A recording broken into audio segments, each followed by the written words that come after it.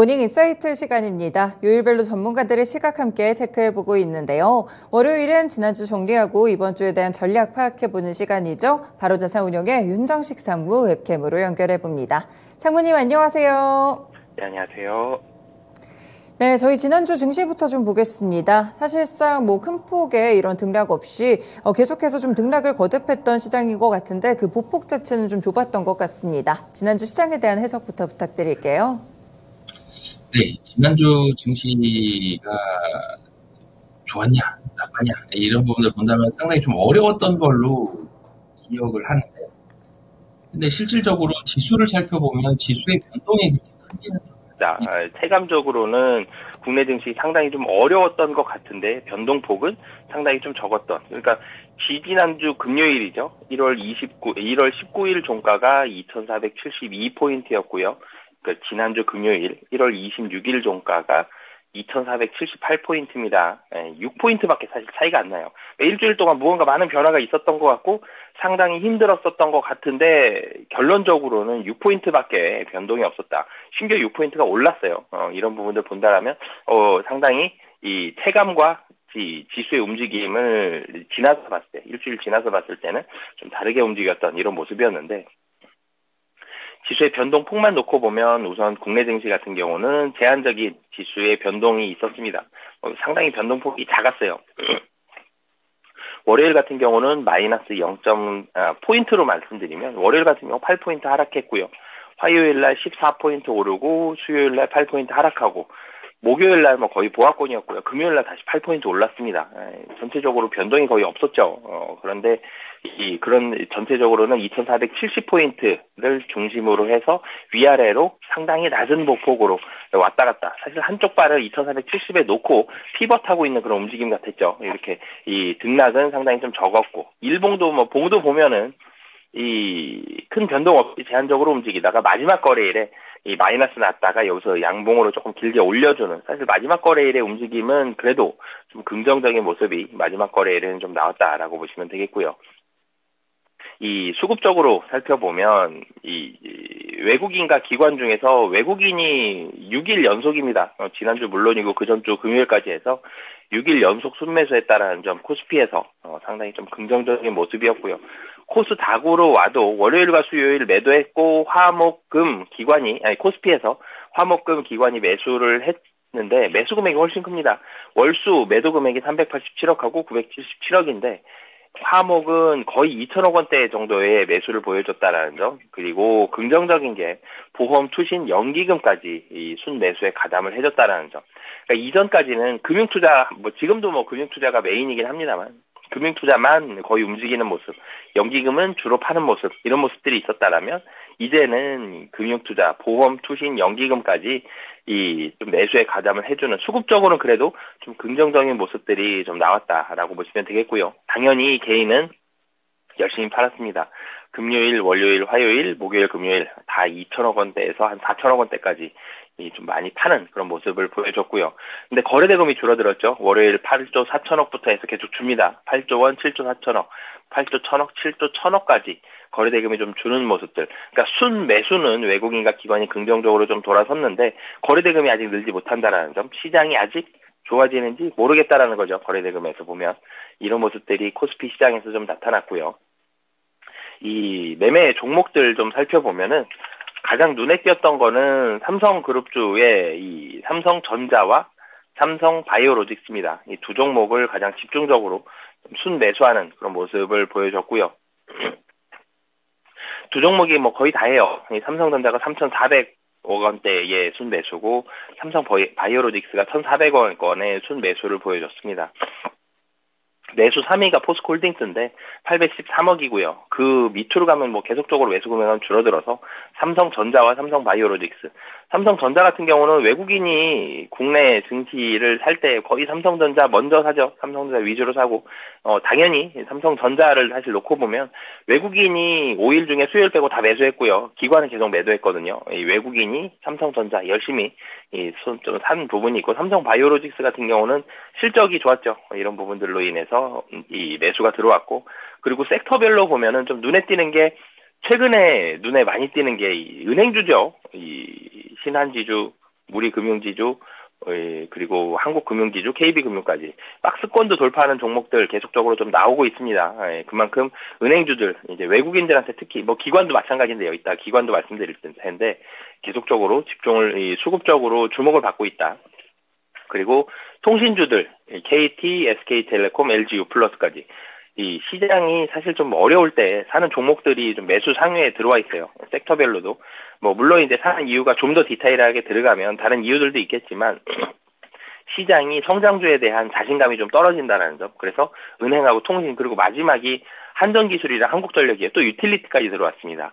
그러니까 시장이 힘들 때 사는 섹터 뭐 들어봐라 그러면 지금 말씀드린 이 섹터들 들어가는데 다 들어가 있죠. 그래서 시장이 지금 사실 지난주가 주간 단위로 봤을 때 6포인트 올랐습니다. 올랐지만 좋은 시장이라고 보기에는 미국 시장 너무 많이 올랐는데 한국 시장 뭐 거의 오르지 못한 정도로 그래서 체감적으로 좀 더 안 좋게 좀 더 힘들게 많이 느껴졌는데 이 시장이 힘들 때 올라가는 섹터들 외국인들이 좀 많이 매수하는 그런 모습을 보여줬고요.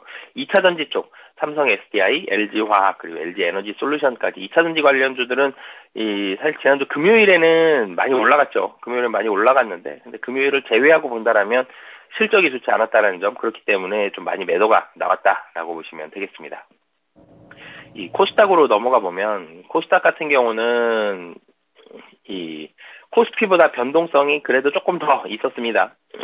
전체적으로 월화수까지는 비슷했습니다. 월화수까지는 뭐 약보합, 강보합, 약보합 정도 가다가 목요일날 1.49% 하락을 하면서 목요일날 사실 가슴이 좀 철렁했는데 61선까지 이탈을 했습니다. 그러면은 800포인트까지 열릴 수 있거든요. 그러면 800포인트까지 훅 떨어질 수도 있겠다라는 우려감이 있었는데 다행스럽게 금요일날 목요일의 음봉보다 더 길게 양봉을 내면서 61선을 다시 재탈환하는 그런 좋은 모습을 보여줬고요.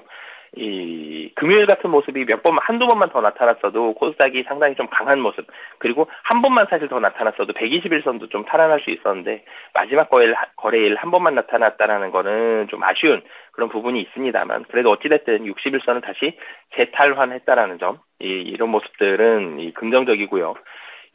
코스닥의 일봉이 그래서 그런 모습들로 올라가는, 그러니까 양봉을 내면서 마지막에 60선 올라가는 모습은 긍정적이었고, 수급적으로 보면 외국인이 월화수목 4일 팔고요. 금요일 하루만 샀습니다. 기관은 월요일 하루만 사고 화수목금 4일 동안 팔았거든요. 전체적으로 외국인과 기관은 매도에 가까운 모습들, 코스피는 매수에 가까웠는데 코스닥은 반대죠. 매도에 가까운 그런 모습을 보여줬습니다. 외국인 매매 종목 살펴보면 코스닥에서 외국인의 매매 종목이 2차전지는 매수를 했습니다. 에코프로, LNF, LS 머티리얼즈는 매수를 했고요. 반도체 관련주들이 HPSP, 이오테크닉스, 유진테크도 매수하는 모습을 보여줬습니다.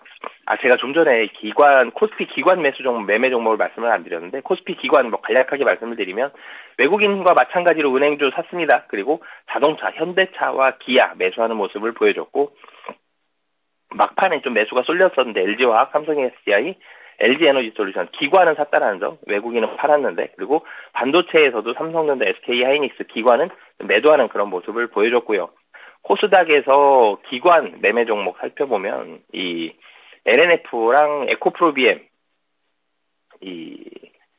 코스닥의 기관 매매 종목, HLB랑 에코프로를 매수했습니다. 특징적인 게 HLB가 요즘에 주가의 변동이 상당히 좀 크고 많이 올라갔죠. HLB가 지난주에 외국인이 목요일과 금요일, 기관도 목요일과 금요일 좀 집중적인데 기관이 좀 많이 샀다라는 점, 연기금도 매수하는 모습을 보여주고 있습니다. HLB가 다른 바이오 종목들 분위기가 최근에 좀 긍정적이긴 했습니다만 상당히 좀 많이 올라가는 그런 모습을 보여줬고, 에코프로가 그 다음에 매수가 좀 많이 들어오는 그런 모습을 보여줬습니다. 2차전지 쪽에서 근데 에코프로 BM하고요, LNF는 매도하는 그런 모습을 보여줬고요.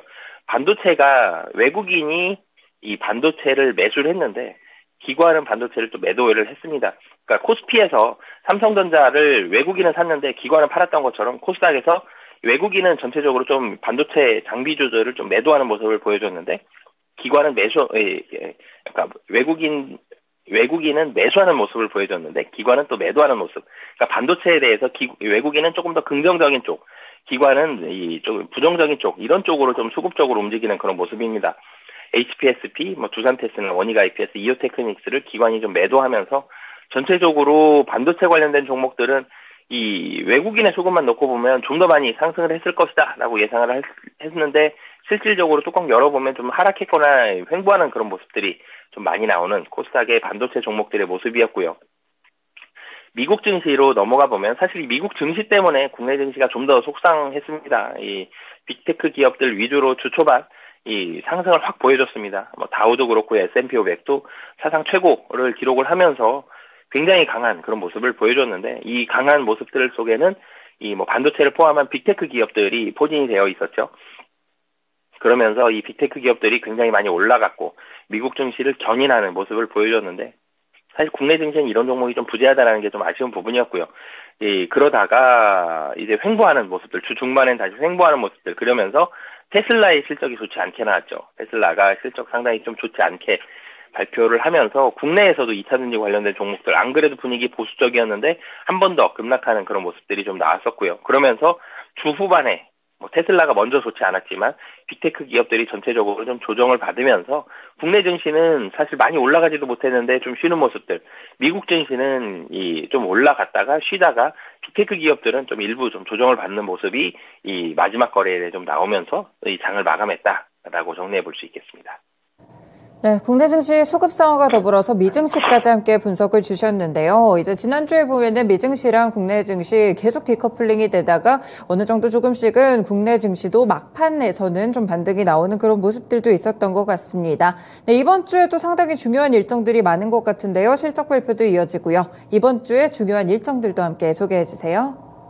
네, 우선 월요일 오늘 같은 경우는 미국 1월 댈러스 연은 제조업 지수와 금호석유화학의 실적 발표가 있는데 금호석유화학 실적이 사실 중국이 지지율 한번 인하했죠. 중국 경기와 연관이 높다라는 점. 이 화학주들도 최근에 조금씩 주목을 받고 있는데 실적이 어떻게 되는지 잘 살펴봐야 될 것 같고요. 화요일 같은 경우는 일본의 12월 실업률, 유로존 4분기 GDP 잠정치, 1월 소비자 신뢰지수 확정치와 1월 소비자 기대 인플레이션이 있고요. 이 미국이 좀 더 중요하죠. 1월 S&P 그리고 CS의 주택 가격 지수, 1월 컨퍼런스 보드 소비자 신뢰 지수, 1월 댈러스 연은 서비스업 지수가 있는데 이 뭐 경제 지표 중요한데 화요일 같은 경우는 실적이 제일 중요합니다.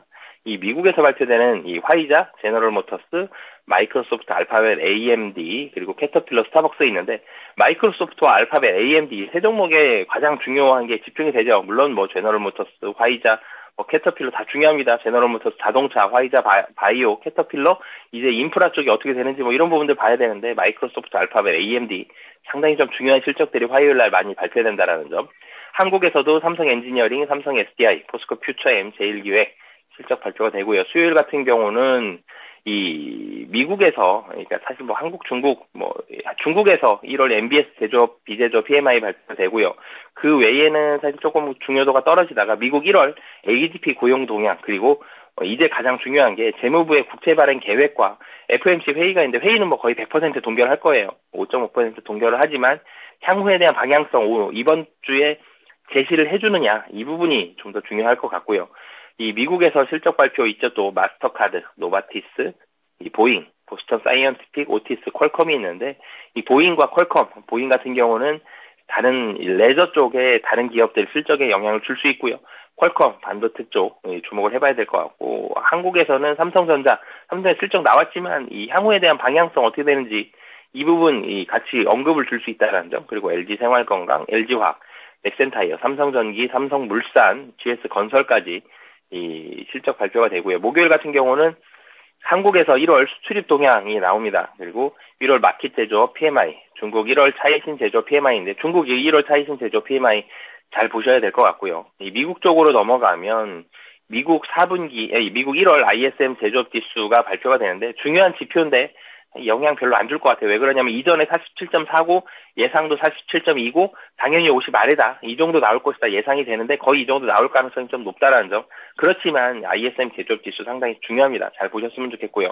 이 BOE의 통화정책회의 이전에 5.25% 동결 가능성이 좀 높던데 그래도 BOE 통화정책회의 잘 보셔야 될 것 같고 미국의 쉘과 사노피, 애플, 아마존, 메타 플랫폼즈 실적 발표했는데 애플, 아마존, 메타 플랫폼즈 굉장히 중요하죠. 잘 보셔야 될 것 같고 한국에서는 SK바이오사이언스와 DLENC 실적 발표가 되고요. 마지막 금요일에는 미국의 1월 고용 보고서와 비농업 취업자 지수, 시간당 임금 상승률, 실업률이 발표가 됩니다. 1월 이 고용 보고서 굉장히 중요하거든요. 미국 경제 지표 중에 제일 중요한 게 금요일 날 1월 고용 보고서고요. 그리고 그 외에는 사실 중요도가 조금 떨어지고요.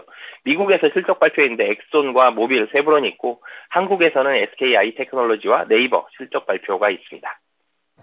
네, 확실히 주요 경제 지표들도 많고요. 이와 더불어 이번 주는 실적에 대해서 좀 눈여겨보셔야 될 것 같습니다. 이 미국에서도 빅테크 종목들이 대체적으로 실적을 발표하게 되고 국내에서도 주요 기업들의 실적이 나온다는 점 함께 종목별로 대응을 해보시면 좋을 것 같네요.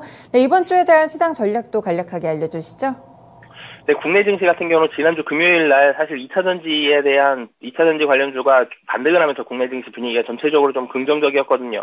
추가 반등하는지 여부 잘 살펴봐야 될 것 같습니다. 이게 국내 증시에 그래도 반등폭을 조금 더 확대시킬 수 있느냐 여부를 결정하는 가장 중요한 요인이고요. 예, 하지만 지수는 전체적으로는 제한적인 움직임, 그리고 섹터별로 종목별로 최근에 이 은행주와 자동차 관련된 종목들에 그래도 수급이 좀 들어가는데 순환매 매수할 자금이 많지 않기 때문에 전체적으로 좀 돌아가는 이런 모습이 나올 가능성이 높고요.